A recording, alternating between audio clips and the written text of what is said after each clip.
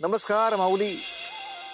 असं म्हणतात की यश, समृद्धी, सुबत्ता हे मनुष्याचे अलंकार आहेत आणि त्याच्यावरूनच मनुष्याचं मोजमाप करायची आपल्याकडे जणू प्रथाच आहे.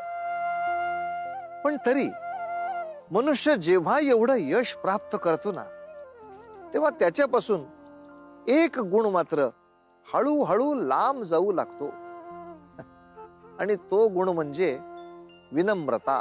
विनम्रता हळूहळू नाहीशी होते आणि तिची जागा व्यापली जाते अहंकाराने, गर्वाने. आणि हा गर्व सुद्धा एका पातळीपेक्षा जर जास्त झाला तर मग मात्र त्याचे किती भयंकर परिणाम होतात, आयुष्य उद्ध्वस्त होऊन जातं याची कल्पनाच न केलेली बरी. तेव्हा आपल्या मनाची आपण कायम समजूत करून घ्यावी. जे काही आपल्याला मिळतंय ते भगवंताच्या आशीर्वादामुळे मिळतंय. तो जर आपल्याला यश आणि समृद्धी देऊ शकतो तर मग तोच ते सारं हिरावून सुद्धा घेऊ शकतो.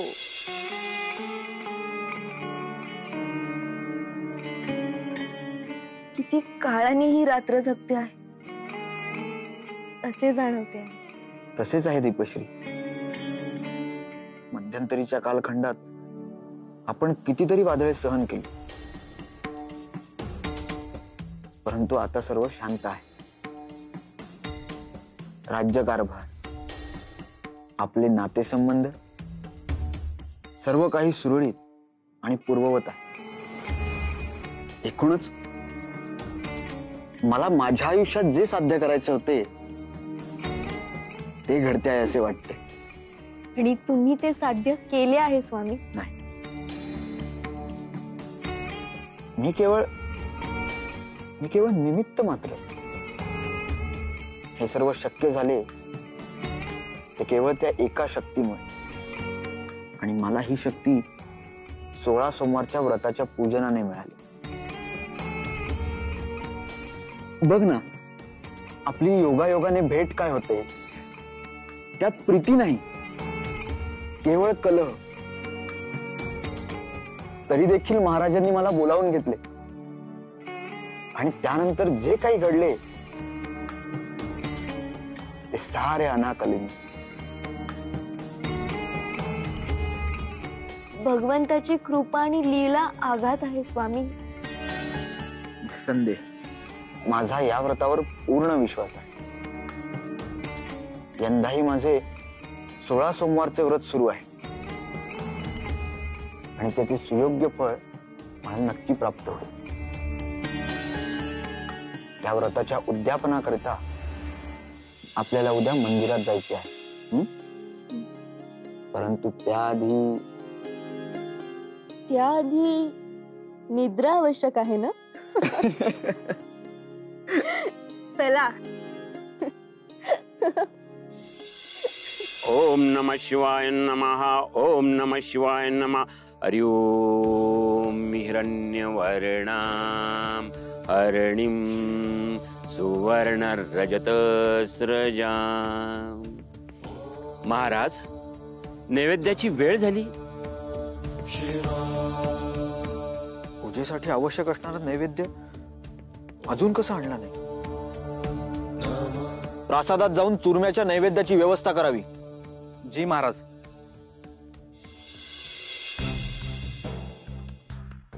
चूरमा, तुला खात्री आहे तू नक्की चूरमाच ऐकले आहेस? होय महाराणी, महाराजांनी हेच सांगितलं आहे. मला असे वाटते आहे की तुझ्या ऐकण्यात काहीतरी चूक झाली असावी. तू जा आणि पुन्हा व्यवस्थित विचारून ये. होय महाराणी. तुला एकदा सांगून समजत नाही का? तूप गुळ यांनी युक्त पिठाचा चुरमा हवा आहे, तोच प्रसाद आहे. क्षमा असावी महाराज. काय? तूप गुळ युक्त असा पिठाचा चूरमा? ठीक आहे, मी आत्ता आणते.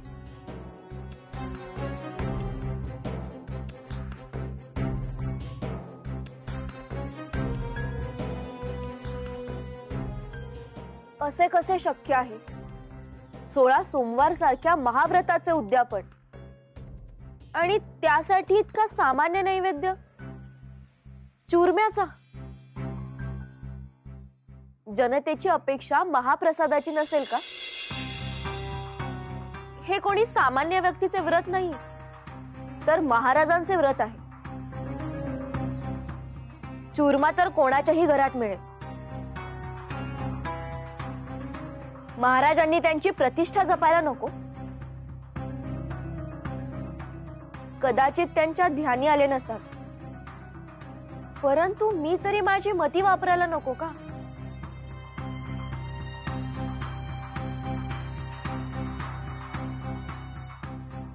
महाराज, नैवेद्याचा मुहूर्त सारण्याची वेळ आली, तरीही नैवेद्याची व्यवस्था झालेली नाही. मला देखील हीच चिंता त्रस्त करते आहे. जो विलंब झाला त्याकरिता मी आपली क्षमा मागतो, परंतु आणखीन काही क्षण प्रतीक्षा करावी. हरिओ. महाराज, नैवेद्य आणण्यास इतका विलंब? क्षमा असावी महाराज. गुरुवर्य, आपण हा नैवेद्य अर्पण करावा.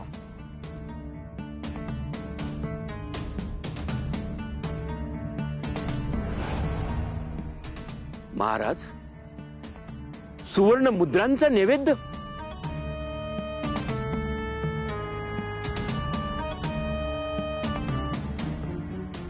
हा काय अनिष्ट प्रकार आहे? नैवेद्याकरिता लागणारा चूरमा कुठे आहे? महाराज, महाराणींनी हेच भांड माझ्या हाती दिले आणि सांगितले हाच नैवेद्य आहे. महाराज, कदाचित तुम्हाला असं वाटलं असेल की आपण राजघराण्यातल्या उच्च पदस्थ व्यक्ती आहात म्हणून सुवर्ण मुद्रांचा नैवेद्य. एका गोष्टीचे आपणास विस्मरण झालेले दिसते. परमेश्वरासमोर सर्व जीव एक समान असतात.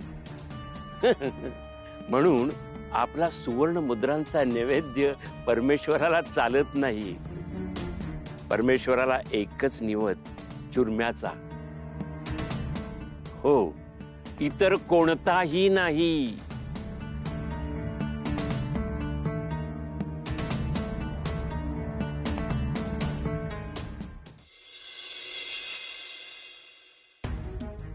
दीपश्री, ही कुठली वर्तणूक? हा भगवंताचा अपमान आहे आणि माझा देखील अवमान झाला आहे. मी तुला पुरेपूर कल्पना दिली होती की प्रसाद म्हणून नैवेद्यास काय अपेक्षित आहे, तरीही तू सुवर्ण मुद्रा का पाठवल्यास? महाराज, आपला क्रोध शांत झाला असेल तर एकदा माझ्या ठिकाणी येऊन विचार करावा. कदाचित आपण हे विसरता आहात की सामान्य प्रजा आणि आपल्यात काहीतरी अंतर आहे. सर्व प्रजेसमोर आपण जर त्या चूरम्याचा प्रसाद अर्पण केला असता तर आपले हसू झाले असते. तो अपमान चालला असता आपल्याला. जनता माझ्याबद्दल काय विचार करते ह्यापेक्षा जास्त रीत म्हणून, पद्धत म्हणून त्या व्रताचे पालन करणे हे महत्वाचे नाही का? क्षमा असावी स्वामी, परंतु पद्धती काय? ती काळानुरूप बदलणे हेच योग्य. आपल्या समजुती या कालबाह्य झाल्या आहेत. नव्या आजच्या विचारांनी त्यांचे पालन करा. आणि तुम्हीच म्हणता ना, मनातील भाव महत्वाचे. मग त्याच भावनेने मी जर मोहरा अर्पण केल्या तर त्यात एवढे का खटकावे? दीपश्री, तू हा वाद का घालत आहेस? मुळात तुला मी जे सांगितले होते तसे वर्तन तू का केले नाहीस? महाराज, मी कोणी आपली सैनिक नाही. तुम्ही सांगाल आणि मी करायला. मी जे केले आहे ते आपल्या चांगल्यासाठी केले आहे. आणि तसेही भगवंत म्हणजे आपल्या मनातील एक भाव असतो आणि आपल्याप्रमाणे तोही स्वार्थी असतोच. त्यालाही मोह असतोच, सुवर्णांचा, धनाचा. आणि म्हणून मी जे केले त्यात काही अनिष्ट किंवा अयोग्य नाही.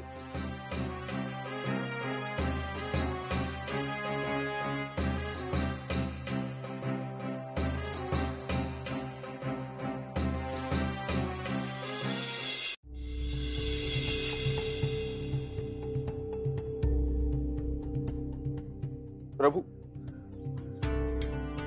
प्रभू, हिला क्षमा करा प्रभू.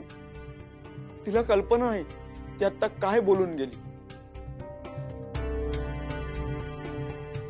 प्रभू, ही दीपश्री मला देखील माहित नाही, जिच्यावर मी प्रेम केले होते तीही नव्हेच. तिला क्षमा करा प्रभू. तिच्या या वक्तव्याचे शासन तुम्ही मला करा.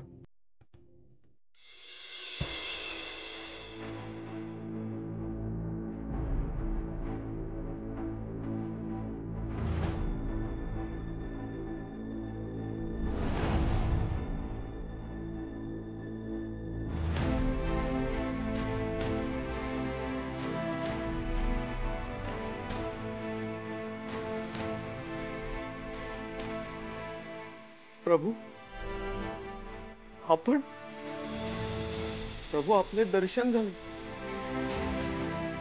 एका भक्ताला आणखीन काय हवे प्रभू? देवव्रत, तुझा प्रवास अजून संपलेला नाही.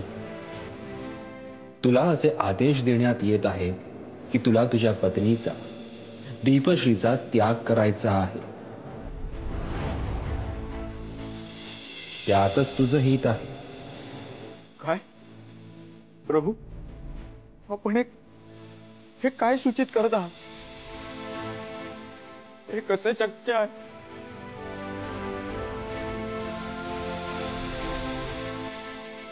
प्रभू थांबा.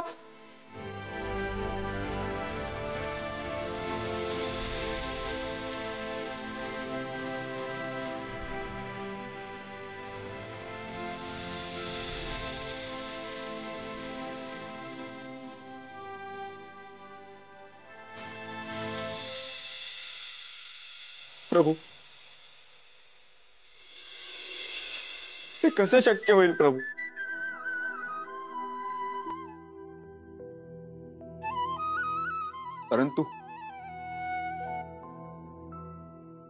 परंतु कदाचित हीच माझी परीक्षा असेल, आणि हीच जर आपली आज्ञा असेल तर त्याचे पालन करणे हे माझे कर्तव्य आहे. ते नाकारणारा मी कोण? प्रभू, आपली लीला मला कशी समजावी प्रभू, कशी समजावी?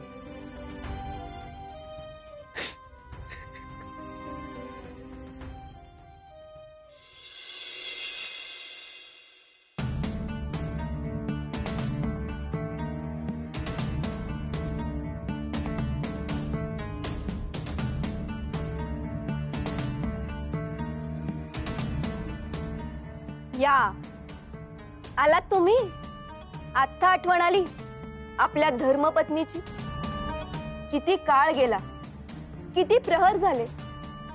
तुम्ही कुठे होतात स्वामी? मी ते इथेच बाहेर होतो. आपल्याच विचारात गुंग होतो. एक अत्यंत महत्वाचा निर्णय घ्यायचा होता. त्याच विचारात गुरफटलो होतो. त्यामुळे काळवेळ याचे काहीच भान राहिले नाही. का? कुठला इतका महत्वाचा निर्णय? आणि काय निर्णय घेतला? महत्वाचा निर्णय घ्यायचा होता. या निर्णयात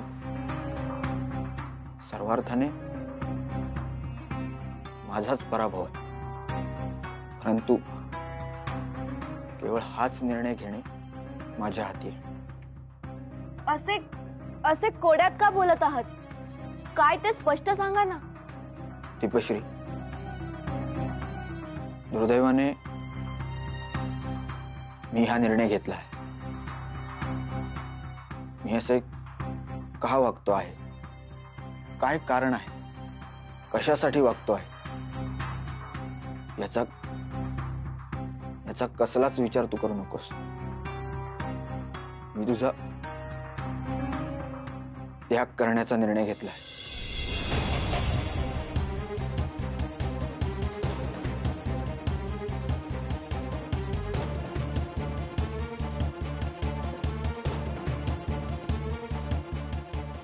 तू हा प्रसाद सोडून निघून जा, एवढीच माझी तुला विनंती आहे. कारण माझा देखील नाईलाज.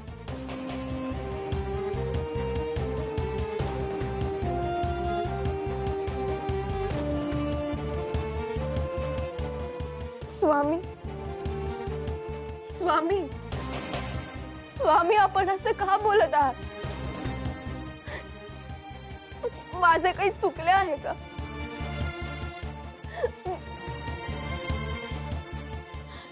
त्या नैवेद्याच्या वर्तनामुळे तुम्ही इतका टोकाचा निर्णय का? दीपश्री, ही स्वतः भगवंतांची आज्ञा आहे आणि त्याचे पालन तुला करावेच लागेल. असे भगवंतांची आज्ञा का तुमची इच्छा? तुमचे संसारातले मन उडले असे म्हणावे का माझ्या मधील रस उडून गेला आहे? काही दिवसांपासून मला असेच जाणवते आहे, पण मीही तुम्हाला ठणकावून सांगते, मला हे मान्य नाही. हा माझा प्रसाद आहे आणि मी याचा कदापि त्याग करणार नाही. नाही म्हणजे नाही, कदापि नाही. मी तुला अखेरच सांगतोय, हा माझा अंतिम निर्णय आणि त्याचे पालन तुला करावेच लागेल. तुझ्याकडे दुसरा कुठलाही पर्याय नाही.